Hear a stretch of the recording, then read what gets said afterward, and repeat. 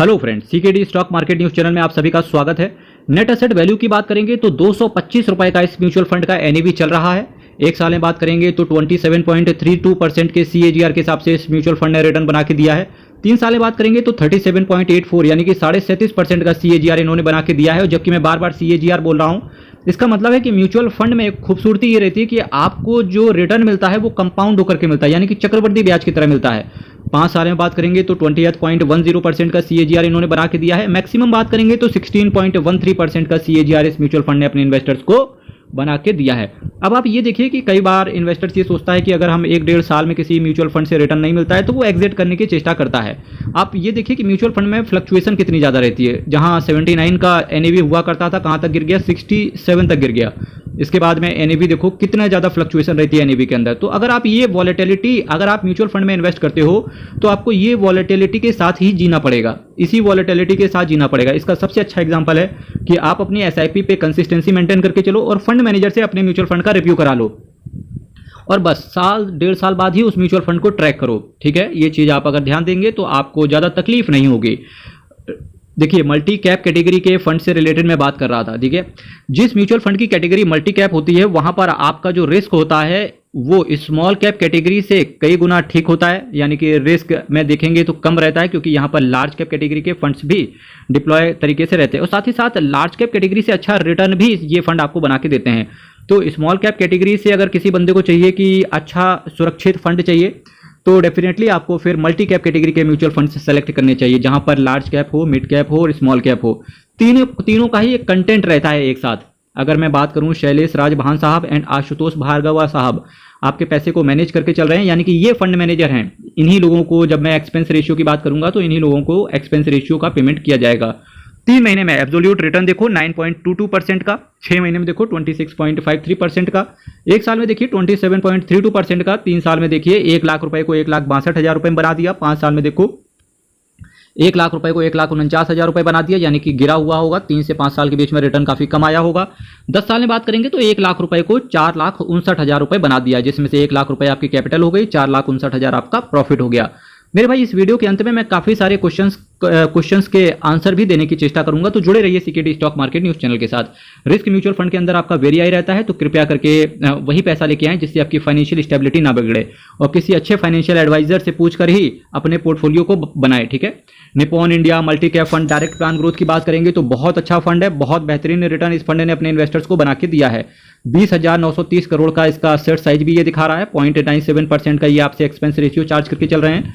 1.52% का ये cash hold करके चल रहे हैं। Nifty 100 multi cap 50 25 total return index को ये बेंचमार्क के तौर पे लेके चल रहे हैं। प्लान आपका वहीं ग्रोथ है और इसके साथ साथ 10% से ज्यादा के यूनिट बेच दोगे या 12 महीने के अंदर निकलने की चेष्टा करोगे तो आपसे 1% का एग्जिट लोड पड़ जाएगा। अब बात करेंगे किन किन सेक्टर्स में आपका पैसा पड़ा हुआ है, तो सबसे ज्यादा जो इनका फोकस रहा है वो रहा है फाइनेंशियल पे, और अगर फाइनेंशियल पे फोकस है तो डेफिनेटली एचडीएफसी बैंक हमें जरूर देखने को मिलेगा। 28.35% इन्होंने एलोकेट किया है फाइनेंशियल के अंदर। इसके साथ साथ services, capital goods, health care, energy, chemical, consumer staples, automobile, technology, construction, consumer discretionary, metals and mining, कुछ कैश होल्ड करके चल रहे हैं। इसके साथ साथ मटेरियल जैसे कुछ दिग्गज सेक्टर्स में आपका पैसा पड़ा रहेगा। और ये देखिए, जैसा कि मैंने आपसे कहा, एचडीएफसी बैंक टॉप पर ही नजर आ रही हो। सबसे ज्यादा जो एसेट का एलोकेट किया है एचडीएफसी बैंक के अंदर ही इन्होंने एसेट को एलोकेट करके रखा हुआ है। Followed by Linde India, ICICI bank, EIH limited, Axis bank, HDFC asset management company और इसके साथ साथ Kennametal India limited, state bank of India, Vesuvius India, Zee entertainment enterprise, Indian hotels, NTPC, Larsen and Toubro, Max financial, PVR Inox, ITC limited, Reliance industries, HCL technology, Infosys limited, Tata power, Shoppers Stop, GETND, Aditya Birla fashion and retail, SBI cards and payment, Kotak Mahindra bank, CIE automotive, Gland pharma, Bajaj finance, Trent limited, Triveni turbine, Zomato limited, Samvardhana Motherson Sumi international limited, Med plus health services limited, credit access Grameen, Mahindra and Mahindra, Sun pharmaceutical, JB chemicals and pharmaceutical, Canara bank, UTI AMC, Crompton Greaves, इसके साथ साथ sapphire food, Voltas limited, Finolex cable, Tata motors, container corporation, Vijaya diagnostic, Varroc engineering, Mahindra logistics, REC limited. ये कुछ दिग्गज shares हैं जहां पर आपका पैसा पड़ा रहेगा। अगर इन सारे शेयर्स में बात करेंगे तो जोमाटो लिमिटेड ने मल्टी बैगर टाइप के रिटर्न बना के दे दिए हैं और आरईसी लिमिटेड ने भी मल्टी बैगर टाइप के रिटर्न अपने इन्वेस्टर्स को डिलीवर करके दे दिए हैं। वहीं अब अगर बात करें तो Nippon India asset management company का नाम भारत देश के अंदर बहुत ही सम्मान के साथ लिया जाता है।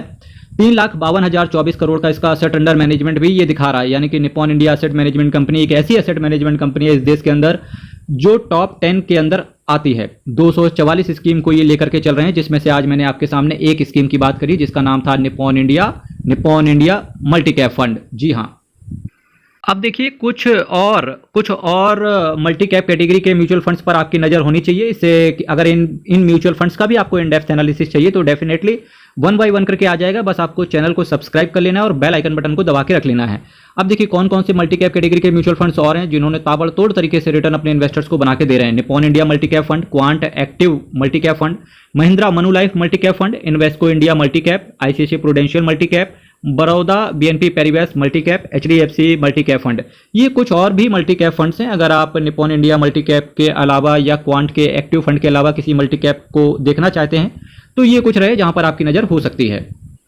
ये देखिए कई सारे इन्वेस्टर्स का डाउट आता है इनकम टैक्स से रिलेटेड, तो आज बात करते हैं कि कितना टैक्स देना होता है जब आप शेयर्स या म्यूचुअल फंड्स में बिकवाली करते हैं। तो देखिए 12 महीने से कम समय के इन्वेस्टमेंट इनकम पर आपको शॉर्ट टर्म कैपिटल गेन देना होता है। यानी कि अगर आप किसी म्यूचुअल फंड को 12 महीने के अंदर या शेयर्स को 12 महीने के अंदर बेचते हो तो एसटीसीजी लगता है।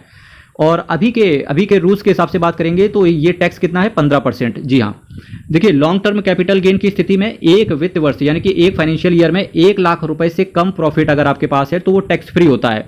और अगर 1 लाख रुपए से ज़्यादा है तो 10% का, आपका जितना भी इनकम हुआ है तो 10% का टैक्स देना होता है लॉन्ग टर्म कैपिटल गेन के तौर पर।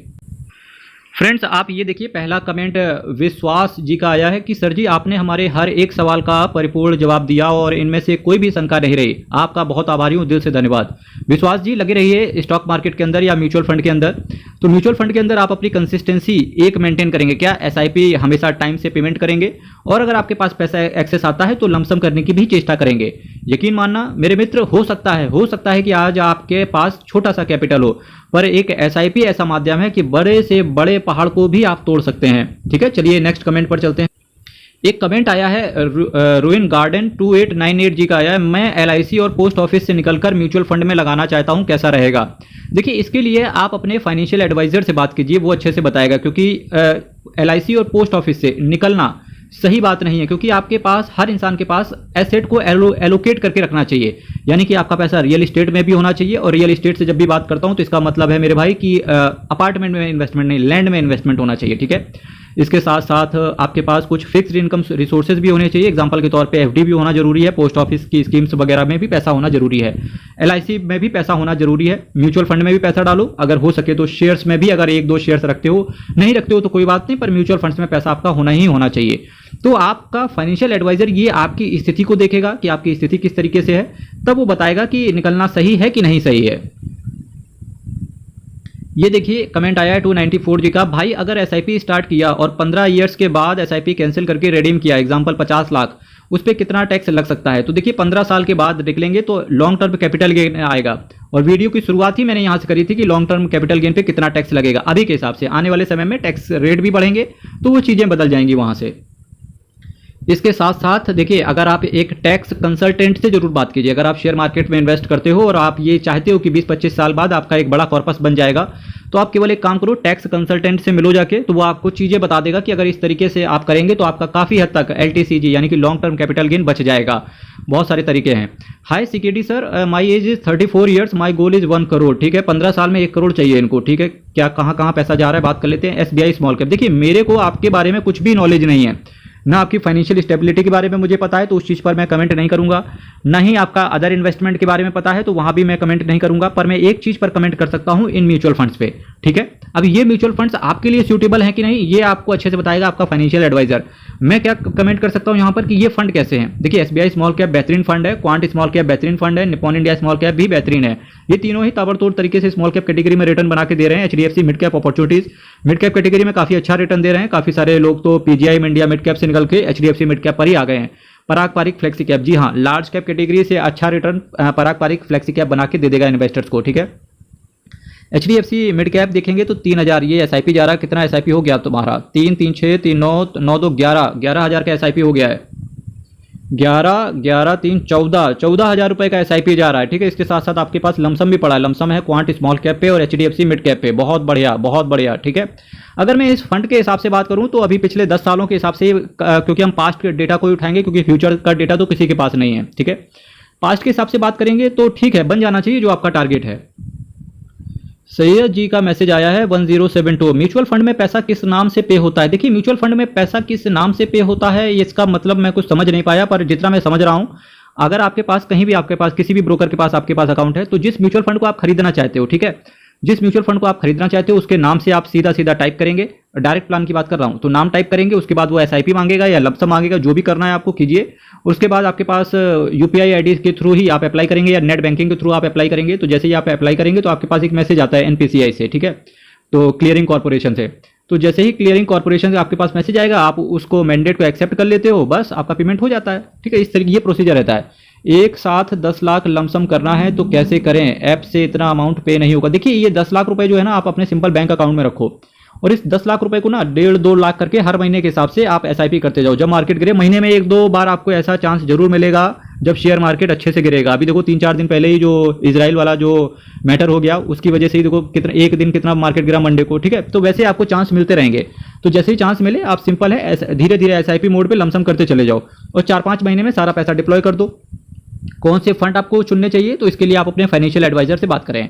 ऐप से इतना अमाउंट पे नहीं होगा, एडवाइजर और बैंक दोनों रेगुलर प्लान देगा। बिल्कुल सही बात है, क्योंकि पता है क्या, अब जैसे कोई बंदा होगा, जैसे मेरा, मैं पर्सनल बताऊं कि जब लोग मेरे से बात करने आते हैं तो मैं 249 का चार्ज लेता हूं। ये बात बिल्कुल सही है। ठीक है, क्योंकि सिंपल है यार, मैं रेगुलर प्लान में भरोसा नहीं करता किसी भी चीज़ में। ठीक, पर जब आप उसके पास जाओगे तो वो आपके पास सिंपल आपसे कोई चार्ज नहीं लेता है। तो सिंपल वो सिंपल ये कह देता है कि भाई ये पकड़ो रेगुलर प्लान, क्योंकि उसे पता है जब आपको वो रेगुलर प्लान दिलवाएगा तो उसका 1-1.5% कमीशन रहता है। ठीक है, इसके साथ साथ रेगुलर प्लान में आपका हर साल कटता भी है। करता क्या है कि 2-2.5%, 1-1.5% का आपसे एक्सपेंस रेशियो भी चार्ज किया जाता है। ठीक है, तो उसी एक्सपेंस रेशियो के थ्रू उसका पेमेंट भी किया जाता है। तो आप इनडायरेक्ट तरीके से आप वहां देना चाहेंगे या किसी ऐसे अच्छे फाइनेंशियल एडवाइजर को हायर करो, बहुत छोटे से पैसे में वो आपकी हेल्प कर देगा। ठीक है, तो ये सारी चीजें आप अपने फाइनेंशियल एडवाइजर से पूछेंगे। आपके वीडियो देख के कुछ नया सीखने को मिलता है। थैंक्स, बहुत बहुत धन्यवाद। लगे रहिए CKD stock market news channel के साथ, जुड़े रहिए। ये आपका प्यार ही है जो मुझे हर रोज मोटिवेट करता है नया कंटेंट लाने का।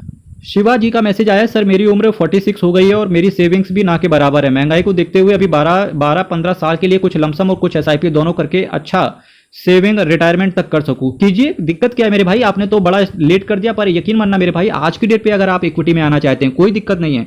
एटलीस्ट एक शुरुआत करो। अगर आपको डर लगता है तो सिंपल है, केवल एक 100 रुपए की एसआईपी से ही आप स्टार्ट करो और उस 100 रुपए को आप 6 महीने तक ट्रैक करो कि किस तरीके से रिटर्न मिल रहा। तो आप खुद में खुद यूज टू हो जाएंगे और एक अच्छे फाइनेंशियल एडवाइजर से मिलो जो आपको एक अच्छा मार्ग दिखाए।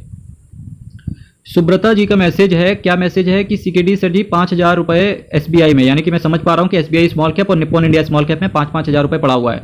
आईसीआईसीआई प्रूडेंशियल टेक्नोलॉजी में 1 लाख का लमसम किया हुआ है। देखिए, कमेंट करने से पहले मैं म्यूचुअल फंड पर कमेंट कर रहा हूं। मैं म्यूचुअल फंड आपके लिए सूटेबल है कि नहीं इस पर कमेंट नहीं कर रहा हूं, क्योंकि ये कमेंट तभी किया जा सकता है जब आपकी एज के बारे में, आपकी फाइनेंशियल स्टेबिलिटी के बारे में, आपका पर्सनल कितना एसेट कहाँ कहाँ आपने एलोकेट करके रखा हुआ है, उसके बाद ही बताया जा सकता है कि आपके लिए कौन सा फंड सूटेबल है। ठीक है, वो फाइनेंशियल एडवाइजर आपका अच्छे से बताएगा। पर मैं एक चीज कमेंट कर सकता हूं यहां पर इन फंड से रिलेटेड।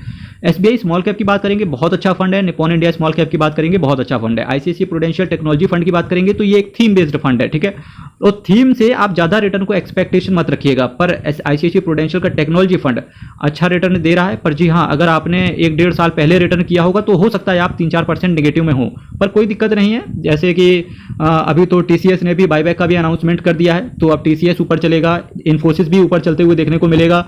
और ये सबसे पहले ये जो बाइडेन की सरकार जाने दो, जिस दिन ये अमेरिका में जो बाइडेन जी निकल जाएंगे और कोई और नया बंदा आएगा, तब टेक्नोलॉजी फंड में बूम देखने को मिलेगा। एक मल्टी बैगर टाइप का रिटर्न देखने को मिलेगा 1-2 साल के बीच में। तब तक आप पेशेंस के साथ होल्ड कीजिए। सीएससी टेक महाराज जी का मैसेज आया है, सर महाराज बहुत बहुत धन्यवाद सर जी, एक बिगनर हूं और यहां पर आया हूं, 20,000 रुपए में कौन सा फंड लूं। देखिए, इस तरीके से फंड का आपको बताया नहीं जा सकता कि 20,000 रुपए में आप कौन सा फंड उठा लें। इसके लिए एक प्रॉपर फाइनेंशियल एडवाइजर को हायर कीजिए। ठीक है, और हायर करने के बाद में आप उसे अपना सारा डिटेल बताइए। आप डॉक्टर से कोई भी बीमारी छुपा नहीं सकते हो, उसी तरीके से आप एक अच्छे फाइनेंशियल एडवाइजर को हायर करके उससे सारी चीज़ें डिस्कस करो, तब वो आपके लिए बताएगा कि कौन सा फंड अच्छा है। पर फिर भी अगर आप इंडिपेंडेंट तरीके से इन्वेस्टमेंट करना चाहते हो तो आप सिंपल है, मेरी मल्टी बैगर म्यूचुअल फंड्स के नाम से प्लेलिस्ट पड़ी हुई है। ठीक है, उस प्लेलिस्ट में जाके हर तरीके का मैंने म्यूचुअल फंड से डाला हुआ है, हर तरीके का आपको 200-300 वीडियो है, ठीक है। 100-200 वीडियो को आप आराम से बैठ के देखो, 2-4 रोज देखेंगे तो 1 महीने के अंदर ऑलमोस्ट आपका सब खत्म हो जाएगा। और उसके बाद आपको खुद से पता चल जाएगा कि आप किस कैटेगरी से आते हो और आपका रिस्क एपेटाइट कितना है और आपको कौन सा फंड आपके लिए सुटेबल रहेगा। तो आप मेरी मल्टीबैगर म्यूचुअल फंड्स का सहारा ले सकते हो और अपने फाइनेंशियल एडवाइजर से संपर्क कर सकते हो। हर हर महादेव, अयप्पा शरणम, हरि शरणम, बहुत बहुत धन्यवाद।